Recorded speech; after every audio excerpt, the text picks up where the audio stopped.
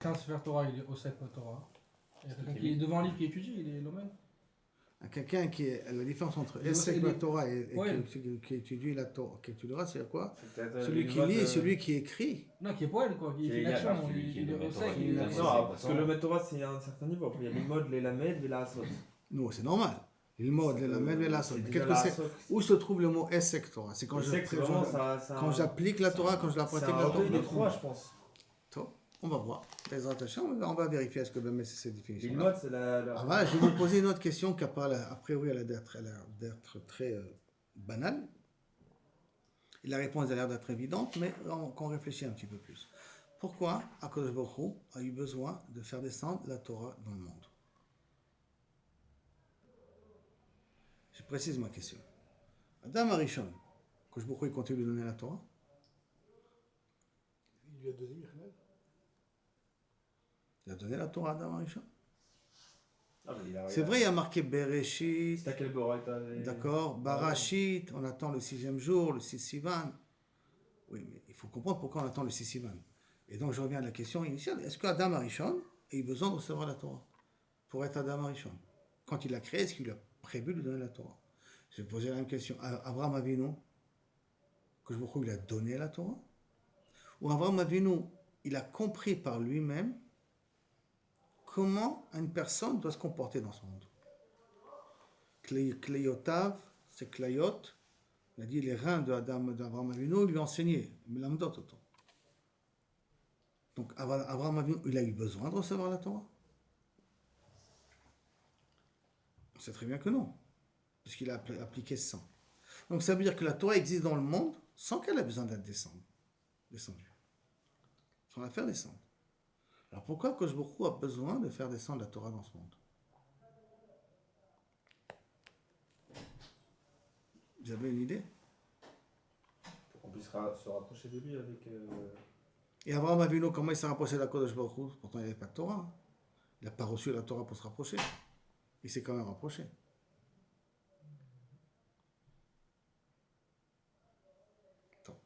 Pour ne pas qu'on puisse dire,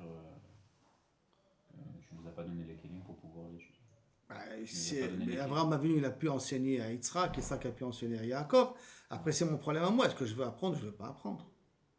C'est un problème. C'est à moi de décider. Est-ce que je veux rentrer dans les personnes qui représentent Akadosh Baruch Hu dans ce monde-là par leur comportement ou pas? Chacun choisit. Il y avait le Shevet Lévi pendant qu'il était en Mitzrayim. Ben, il a continué à pratiquer ce qu'il a continué à pratiquer. Pourtant, ils n'ont pas reçu de Torah. Ils n'ont pas reçu de Torah. Pourquoi Akadosh Baruch Hu a eu besoin de faire descendre la Torah sur terre? Il est descendu que quand il avait en âme, quoi. Ouais, non, il n'a pas fait descendre, mais on voit qu'il avait besoin de faire descendre, puisque Bereshit, Shit, ça veut dire le 6e, Bab Sivan. Yom HaShishi, le Hey HaShishi, ça veut dire qu'on attend le 6 Sivan. Le monde était en stand-by jusqu'au 6 Sivan.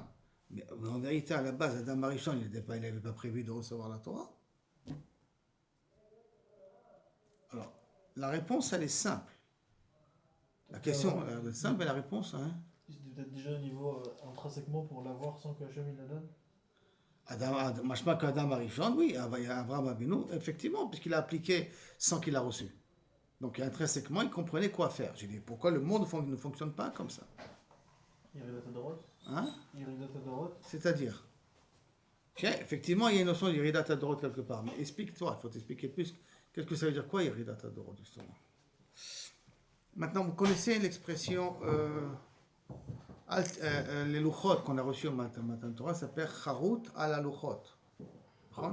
Le Ktav Charut ala louchot. Et qu'est-ce qu'on dit? Atikre Charut et là Charut. Libre de quoi? Libre de quoi, mon pas? Ne lis pas gravé, lis libre. Atikre Charut et là Charut. Charut c'est gravé, Charut c'est libre. Libre de quoi? Sorti d'Égypte, on est déjà sorti d'Égypte. Libre de servir Hachem. Hein? La vraie liberté, c'est de servir Hachem. Bah, tu peux te servir Hachem, sans pour autant te dire libre de quelque chose. Tu es sorti d'Égypte, tu appartiens maintenant à Kadosh Baruch Hu, tu peux servir à Kadosh Baruch Hu. Et regarde, on a reçu. Kadosh Baruch Hu, il voulait pas que ce soit juste une Khérout physique, il voulait que ce soit une Khérout aussi qui soit au niveau de morale, de la Tu morale. as travaillé pendant 49 jours là-dessus pour voir une Khérout morale. Qui, entre parenthèses, si tu veux apprendre les midot, tu peux l'apprendre de la nature. Si je veux apprendre la tsniout, je peux l'apprendre Chat. du chat. Si je veux apprendre à ne pas voler, l'interdiction de voler, alors bien que c'est une loi logique, mais dans la nature, il y a quelque chose qui nous apprend à ne pas voler. L'arabe. Hein? Alors, l'arabe, il est né pour voler. Voyons, on dit. Hein? Il y a Dobakol, il y a Kolbo, il y a marqué le fourrage sur l'arabe, sur Ishmaël. À tel point qu'une fois, à Tibéria, avec mes enfants, on a fait un camping. Et mon fils, il avait une chaise très spéciale. Et il y avait des Arabes là-bas qui nettoyaient, qui lui ont pris une des chaises, ils sont assis dessus. Alors mon fils, il lui fait, n'oublie pas, c'est ma chaise. Hein. Ben, je la rends. On revient après, la chaise a disparu. La chaise a disparu, on lui a dit, écoute mon petit, je t'ai dit de la garder là. Il dit, non, je ne connais pas de quoi tu parles. Je t'ai dit, fais attention, je t'ai dit, tu dois me la rendre. C'était ma chaise. Dis-moi où c'est la chaise. Où tu l'as mis. Avec un peu de pression, il dit, bon, va dans la voiture. Ils sont partis dans la voiture, ils l'ont fait sortir de la voiture. Et l'arabe, il dit, et on dit que les arabes, c'est des voleurs. Ils le savent, quoi. Ah, ils savent, c'est quelque chose de naturel. D'accord. Yado Bakol, Yad Kolbo, comme ça c'est marqué sur Ishmael. Donc, d'où on apprend qu'il ne faut pas voler. Il y a un petit animal qui nous apprend qu'il ne faut pas voler. La fourmi, très bien. La fourmi, c'est un insecte qui est un insecte, on peut l'appeler ça un insecte, d'accord, qui a une très particularité, que s'il a touché une graine, aucune autre fourmi ne touchera cette graine-là. C'est fini. C'est-à-dire qu'elle lui appartient à lui, personne ne touchera. Donc tu vas apprendre le gazelle, tu l'apprendras de la fourmi. Donc les bonnes midotes, je peux les apprendre de la nature. Alors à quoi me sert, peut-être Abraham va nous aider, à quoi me sert la Torah? Ah, Rabbi Abraham. À quoi me sert la Torah? Pourquoi il a fait descendre la Torah sur terre? Alors on a dit Khérout libère. Khérout al-Khot, on vient se libérer. Se libérer de quoi? Alors pour trouver une réponse, c'est en vérité une question que Iyov a demandé à Kadosh Baruch Hu. Iyov il a dit à Kadosh Baruch Hu, ton monde est injuste. Je voudrais que tu nous acquittes tous du dîme. Pourquoi? Parce que tu as créé des forces inégales. L'être humain, c'est quelque chose qui est fait de chair et d'os. Le Yetzer Hara, lui, il est fait de feu. Il y a une avamina que la chair et l'os est plus fort que le feu. Impossible. On dit dans une fila comme ça. Ni bassar, c'est inéquitable, c'est pas normal. Comment tu peux me juger quand tu vas me confronter à... Comme une fois Rabbi Meir, une fois il s'est moqué un petit peu, Rabbi Meir, il s'était moqué bien. On arrive bientôt là. Bientôt. Oui, bientôt. En 2 semaines. On arrive à Yulad Rabbi Meir, d'accord? Il s'était moqué, Rabbi Meir, de toutes les personnes qui craquent devant des problèmes de tsniout avec les femmes. Et je comprends pas, vous ne pouvez pas vous retenir quand même, à ce point-là, vous craquez. Il y a un klal, il ne faut jamais énerver le Yetzer Hara. Il ne faut pas le provoquer. Tu le provoques, il se fait une joie de te montrer comme quoi tu es un tout petit personne. Et qu'est-ce qu'il se fait? Il se déguise en femme, et Rabbi Meir se trouve de l'autre côté du fleuve, et Rabbi Meir, quand il voit ça, il plonge pour aller rencontrer cette femme. Et au milieu, il reprend sa vraie forme, le Yetzer Hara, et il dit, sache une chose, Rabbi Meir, tu as une chance, qu'en haut on a dit, ne touchez pas à Rabbi Meir. Sa Torah, il ne touchez pas à Rabbi Meir. Et c'est pour ça que je te fais pas craquer. Mais sache que j'aurais pu très bien te faire craquer. Ne me provoque jamais. Là, c'est me guirer Satan. Pas mettre des épines dans les yeux du Satan, parce qu'à ce moment, il se retourne contre toi. D'accord? Donc, Yob dit, c'est inéquitable. Qu'est-ce qu'il répond à Kodesh Baruch Hu? Une phrase très connue. Barati Yetzer Hara, Barati Torah Tevali. La Torah, elle est là pourquoi, Rabbi Abraham? Pour me libérer du Yetzer Hara. Khérout à la Luchot, quelle liberté j'ai? Je me libère du Yetzer Hara. Le Yetzer Hara n'a plus d'emprise chez moi. Il n'y avait pas de Yetzer Hara avant Yetzer Mitzrayim. Bien sûr qu'il y en avait. Et il fallait se libérer de ça.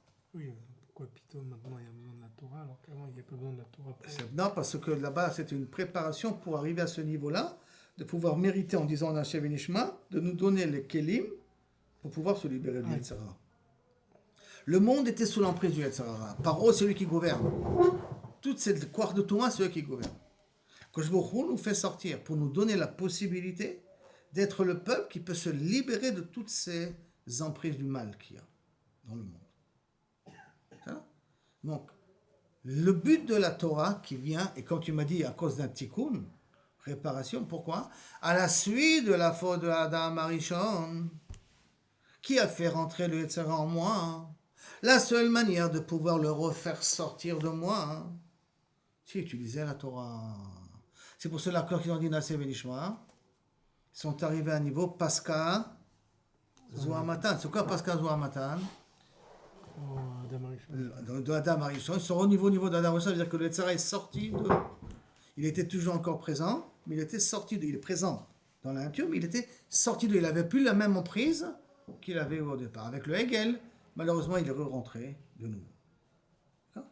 Donc, le but de la Torah est essentiellement pour nous protéger du Yetzer Hara. Comment la Gemara elle exprime ça? Avec une métaphore. Alors, regardez le texte dans Kiddushin. Il y a une métaphore là-dessus. Dans Kiddushin Lamed, là-bas, il y a marqué la chose suivante. Tanu Rabbanan, Ushmartem, Vesamtem, et Devarayele al Levavchem. Vesamtem, ça veut dire du mot Sam, Tam. Sam, normalement, c'est Un élixir. c'est un élixir, justement, oui, exactement. Tam, alors, c'est Pirouche, il dit Rashi, Mina Yetzer Hara.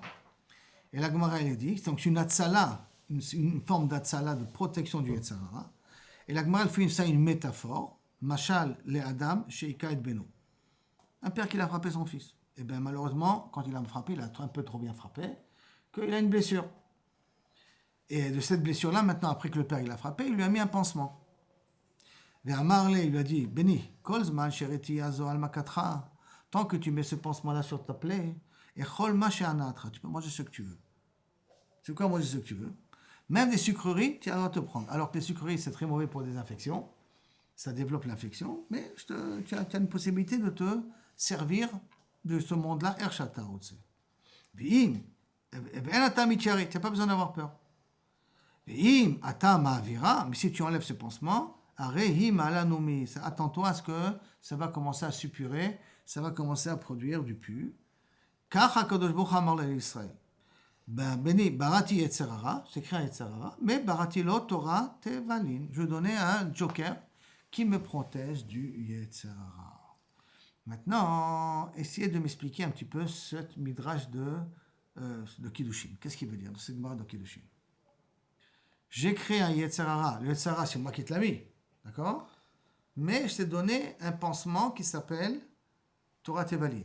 Qui veut dire que tant que tu as ce pansement sur toi, tu peux manger ce que tu veux et la gangrène ne se développera pas. Si par contre tu l'enlèves, la gangrène peut se développer. Qu'est-ce que ça veut dire ça? Ça veut dire que tant que j'étudie la Torah, tant que je suis branché à la Torah, je peux avoir aucune influence du Yetzer Hara. Ça veut dire quoi? Ça veut dire que je peux ne pas manger kasher, mais si j'étudie la Torah, alors ce sera pas d'influence. L'influence, la Torah vous avez influencé de l'autre côté. Tant qu'il y a le pansement, tu peux manger ce que tu veux. Alors que théoriquement, manger les sucreries quand il y a une blessure, c'est mauvais, d'après ce que prétend la Gemara. D'accord? Mais si tu as ce pansement sur toi, tu peux manger ce que tu veux. C'est-à-dire qu'il n'y a pas de limite. Ça veut dire que tant que je suis branché à cette Torah-là, je n'ai aucune influence négative du Yetzer Hara, même s'il fait les pires bêtises. Ça veut dire Baratilo Yetzer Hara, Baratilo Torah Tevalin. C'est quoi Torah Tevalin? Torah Tevalin, c'est une épice. Tevalin, c'est aussi un médicament. Je t'ai créé un Yetzer Hara, je t'ai créé un médicament. Ça veut dire, je suis avec le Yetzer Hara, mais le Yetzer Hara ne m'influence pas négativement. Pourquoi? Parce que j'ai le médicament.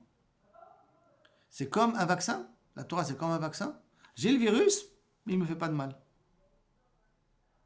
Est-ce que c'est possible? C'est ça la définition? C'est un peu Non, surprenant. Non, on sait que c'est pas ça. peut pas être un... Pourquoi ça ne peut pas être ça? On voit la méthode, c'est pas ça. Parce que la méthode, c'est pas ça, tu penses, hein? On peut pas être branché à la Torah et manger du langage, je sais pas. Comment ça va ensemble? J'étudie la Torah, je l'étudie comme il faut la Torah, et en étudiant la Torah, je n'ai pas lâché cette Torah puisque j'y crois à cette Torah-là, mais je ne suis pas très makpi dans les halachot. Hein. J'arrondis un peu les angles de droite à gauche, c'est pas grave. C'est la rabbinite. La Torah. Hein? Et après, La rabbinite. Ouais, c'est genre réformé en fait. Tu peux. Alors regardez, cette compréhension, il la propose. Hein. Lechaora, mashma misé, shatora metabelet la yetzer. Ça veut dire, quoi metabelet la yetzer? Elle met de l'épice. Tu sais, vous savez, des fois, quand c'est difficile à manger, hein, c'est un peu de goût, vous mettez du sel, le mauvais goût, il s'en va. Vous mettez beaucoup d'épices, et on ne sent pas le mauvais goût. Ah, avec beaucoup d'épices, on peut arranger un plat qui est limite mangeable. D'accord? Mais grâce aux épices, on peut changer. Il y a marqué que la Torah, elle met tabelet la yetzer. C'est des épices pour le yetzer. Shegam im yeler bedarke yetzer. Même si je suis le chemin du yetzer. Maintenant, je suis le chemin du yetzer, on va me dire non, je ne peux pas d'une certaine manière aussi être mechalel Shabbat et te dire que j'applique la Torah. Ok. Alors, je peux être un homme coléreux et je n'aurai pas de conséquences. Je peux être une personne atzlanite, fainéante. Et puisque je suis branché à la Torah, je n'ai pas besoin de m'inquiéter. Je peux être un Baal Tava, j'aime manger, j'aime dormir, j'aime kiffer, et je n'ai pas peur des influences. Possible que grâce à la Torah, je serai protégé de l'influence du Yetzer Hara là-dessus. Déjà, c'est différent. Parce que là vous dites des traits de caractère de Et personne. je suis exprès, je sais pas. C'est pas manger le sucre, chercher le... Maintenant, est-ce que normalement, pour une vraie Avodat Hashem, je suis censé être coléreux, je suis censé être fainéant, je suis censé être Baal Tava, ou au contraire, il faut que je fasse attention à ça? Non, mais... Derrière la Torah, d'une certaine manière, ou pas? C'est l'Américain qui est coléreux, il ne cherche pas à être coléreux, il est coléreux. Maintenant, Oui, peut je ne travailler fais pas dessus. très attention, je n'ai pas besoin de travailler dessus. J'étudie la Torah, je n'ai pas besoin de travailler dessus. Je pratique les mitzvot, je n'ai pas besoin de travailler dessus. Je ne pas que je suis coléreux. Ça n'a pas d'influence sur moi. C'est une mitzvah de s'énerver, dans ce cas-là. Non. Je suis immunisé. Je m'énerve, mais je suis immunisé. Il n'y a pas de conséquences. Il n'y a pas de conséquences négatives sur moi. C'est pas ça. C'est que ça te cachait, נכון? שגם אם ילך בדרכי היצר, התורה מטבלת אותו ונעשה טוב. La Torah, elle met des épices sur les erreurs que j'écoutais le Yetzer Hara, mais c'est top. Est-ce que c'est ça veut dire l'explication de ce midrash-là? Barati Yetzer, Barati Torah, Tevalin. Tevalin, c'est des épices, ça donne du bon goût. Il va dans la boîte, en discothèque, mais avec la Gemara. Mais avec la Gemara. Voilà. Alors là, il est... Il y a le Nachman Bialik, il étudiait la Gemara parce qu'il a étudié au Talmud Torah quand il était gosse, avec un cigare, Shabbat. Il avait un plaisir d'étudier la Gemara, il avait un grand plaisir d'étudier la Gemara, mais avec un cigare, Shabbat. Alors, il y a une chanson, Achneseni Tachat Kanfei Ashchina. C'est une des chansons qu'a écrit Nachman Bialik. Un des écrivains. Il a gardé quelques images un petit peu de Achadaam, qui était un Chiloni Gamou. D'accord? C'est lui qui a dit la phrase Yoter Macher, Ata Shomer et Shabbat, Shabbat Shomer et Alecha. Parce que lui aussi, il était au Talmud Torah en Pologne. Il était à Talmud Torah. Hein? C'était même à la yeshiva et tout, non? C'est possible. C'est à cause du mouvement communiste qu'ils ont tous un petit peu lâché quelque part. Le mouvement communiste, ça m'a raconté un russe, a vidé les chivotes. Même le Chazon Ish dit que quand il est venu un commissaire pour essayer d'expliquer un petit peu la philosophie communiste, il voulait aller écouter la conférence qu'il allait dire, mais qu'est-ce qu'il a retenu, c'est qu'il ne fallait pas qu'il rate Mincha. Comme il avait un règle de prier Mincha à une certaine heure, c'est ça qui l'a protégé de ne pas écouter la conférence de ce communiste. Mais il faut savoir que le communisme a fait un ravage dans tous les chivotes. Un ravage. Donc, a priori, il a sa tante. Comment à Machal, et comme l'exemple de l'enfant, tu n'as pas besoin d'avoir peur. Comment la Gemara explique justement? Barati Yetzera, Barati Torah Tevalin. Comment la Gemara explique? Ça, c'est l'explication, comment nous on voit les choses. Mais comment la Gemara elle-même elle explique ça? Quelle définition elle doit? Elle dit le mot V'im atem oskim batorah. La Gemara continue. V'im atem oskim batorah, en atem nimsarim beyado. V'im en atem oskim batorah, atem nimsarim beyado. Si on est mitasek dans la Torah, alors on est protégé. Si on n'est pas mitasek, on n'est pas protégé. Et c'est pour ça que je reviens à ma question première. Qu'est-ce que ça veut dire mitasek? Mitasek, c'est un du mot Essek. Qu'est-ce que c'est un essek? Je fais pas attention, c'est TV quand je fais ça. Essek, tu penses que c'est TV? Comment on dit Shabbat, quelqu'un qui est mitasek? Mitasek, tu parles de mitasek de là-bas, c'est Manian. Tu as fait une corrélation là-bas, toi, tu es parti là-bas, Manian, que le mitasek de Shabbat, que tu as fait des choses sans réfléchir. Ça, tu aurais dit le contraire. Vraiment, c'est une ampleur dans. Comment, dans vos actions, comment, ça veut comment dire. tu Oui, comprends c'est dans le faire- mot faire- C'est- c'est le mot faire essai vivre. Vraiment. Faire vivre la chose. Comment tu comprends que le essai, ça veut dire faire vivre la chose? C'est vraiment Bah, s'insérer. c'est C'est comme- Mata comme- Osek. comme vous Mata avez- Osek. Mata dans un Osek, qu'est-ce que business, tu, quand tu en es prêt Mata Osek, qu'est-ce que tu fais? Quelqu'un a un business. Comme D'accord. vous C'est avez qui a un business, mettre très tout, bien. Celui qui a un business, comment il réagit dans son business? Toute la journée, il réfléchit. J'investis, Je fais j'investis. ça, j'essaye ça. Hein, quand tu essaies de Il vendre, y a un mal. en tu fait. essaies, Benjamin, de vendre les vins, tu réfléchis, je vais aller là-bas, je vais lui expliquer comme ça. Ton cerveau, il Je fais de travaille. la pub. J'espère que tu ne travailles pas à la maison pendant que tu rentres à la maison. Quand tu es au travail, c'est un travail 24 sur 24. Ça travaille beaucoup dans la tête. Alors on va voir, justement. Ma sheba mashal, hu ma'ale noumi. Ce qui est marqué dans le mashal, c'est que la biachol, ça va faire monter j'ai dit ça va suppurer.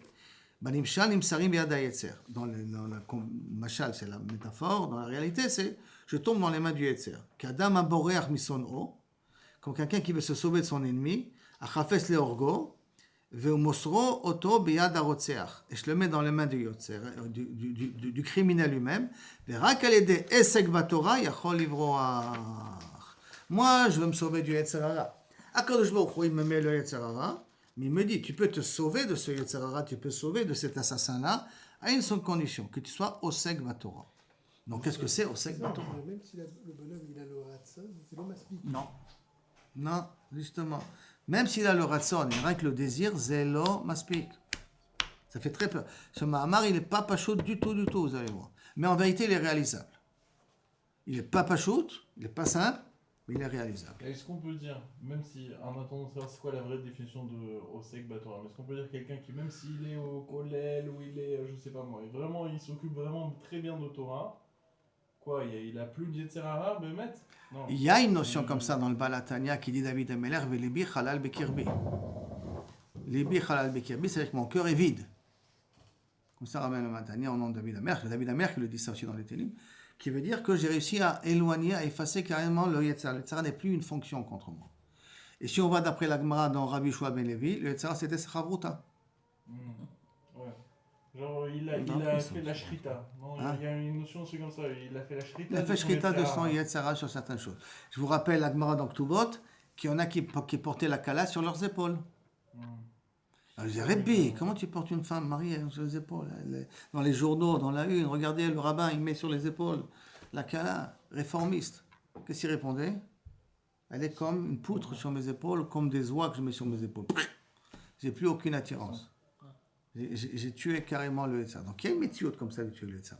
L'avdil, maman, chez les femmes d'Alot, mais j'avais ça comme un exemple, mais pour vous dire que ça existe ça dans le monde, il y a beaucoup je ne veux pas dire de moines, pas de moines crétins, mais plutôt de tibétains, de bouddhistes, que leur travail, c'est d'arriver à annihiler tout Yetzirah de la femme. Quitte à ce qu'ils sont même des fois nus, et les femmes viennent leur servir, et ils sont censés n'avoir aucune excitation. Il y en a, Bichla, qui se cassent carrément. Il y a un travail spécial sur tout ce qui concerne la notion de la femme. Ils essaient de travailler pour casser tout ça qui est une notion de la femme. Puis ils ont compris qu'est-ce que c'est qu'Abiachol, ce corps-là. Et pour eux, s'ils arrivent à le casser, ça veut dire qu'ils arrivent à être à un niveau supérieur. Ils arrivent à obtenir des forces. Au lieu de perdre l'énergie là-bas, ils arrivent à diriger l'énergie ailleurs. Donc, pour dire, il y a une notion comme ça. S'il y a une notion comme ça chez les goïms, donc, Bevadaï, Kalochomer, je vous ai dit, l'abdil. Il y a cette notion-là chez nous que je peux casser mon Yetzirah quelque part. Mais, Kaviachol, je suis dans les mains d'un criminel. Alors, qu'est-ce que c'est ce Esek Batora? Alors, Osek, Pirouche, Asiyat, Advarim, She'elehem, She'ifato ha'ikarit, Memala et Kol Nafsho, Ve'eno Masiyar Dato Mimena. Quels sont tes rêves? Quels sont tes désirs profonds? Sur quoi tu penses chaque jour? Donc, quel type de vie tu veux mener? Veut dire avrer, pas obligatoire. Vous allez voir un exemple par la suite, que ce n'est pas obligatoire de parler d'un avrer. Mais qu'est-ce qui te motive dans la vie? Quelles sont tes priorités dans la vie? J'ai parlé avec un khatan qui va se marier là bientôt. J'ai dit, tu veux faire du mi-temps? Ta femme, elle va travailler. pas de faire du mi-temps, tu vas être Kovatim la Torah. Il m'a dit oui. Si ta femme va travailler, ben oui, c'est obligé qu'elle travaille. Je lui ai dit très bien. Tu as réfléchi quand est-ce que vous allez vous rencontrer? Combien d'heures par jour vous aurez le temps de vous rencontrer? Parce que si elle travaille jusqu'à 5 heures, et toi tu travailles jusqu'à 6 heures ou 5 heures ou 4 heures, l'homme chané, il faut après s'occuper des enfants. Après tu t'occupes des enfants 7 heures, 8 heures, il faut qu'ils soient au lit.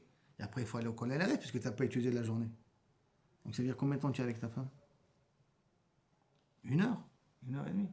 Après que tu viens du collège les rêves, tu termines à 10h30 ou 10h, le dire à quelle heure tu termines, tu rentres, tu es claqué. Le lendemain, tu vas te lever de bonne heure parce que tu veux rentrer de bonne heure. Tu veux revenir de bonne heure. Donc tu es obligé d'aller au travail de bonne heure. Donc tu es obligé d'être mis de palais de bonne heure.